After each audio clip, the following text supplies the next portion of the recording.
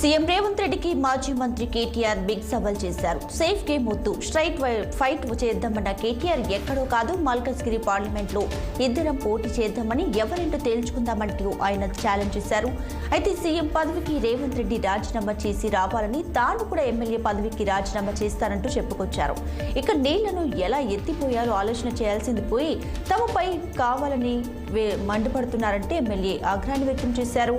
ఇక కాంగ్రెస్ నేతలకు చేత కాకపోతే తప్పుకోవాలంటూ హితవు పలికారు. తాము చేసి చూపిస్తామని హరీష్ రావు ఏం చేయాలో అది చేస్తారని పేర్కొన్నారు మాజీ మంత్రి ఎమ్మెల్యే కేటీఆర్.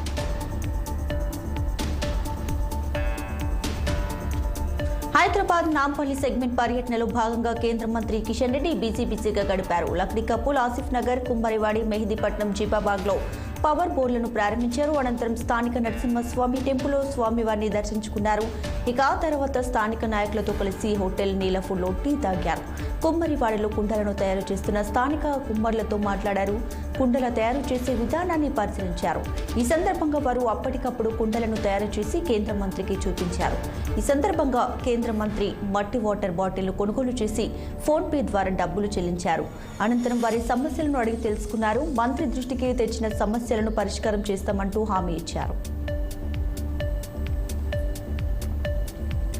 తెలంగాణ రాష్ట్ర ప్రభుత్వం ధరణి పోర్టల్ విషయంలో కీలక నిర్ణయం తీసుకుంది. ధరణి మార్గదర్శకాలను విడుదల చేసిన రాష్ట్ర ప్రభుత్వం ధరణి సమస్యల పరిష్కారానికి అధికారాలను బదిలింపు చేసింది. ఈ మేరకు రాష్ట్ర ప్రభుత్వ ప్రధాన కార్యదర్శి శాంతికుమారి ఉత్తర్వులు జారీ చేశారు.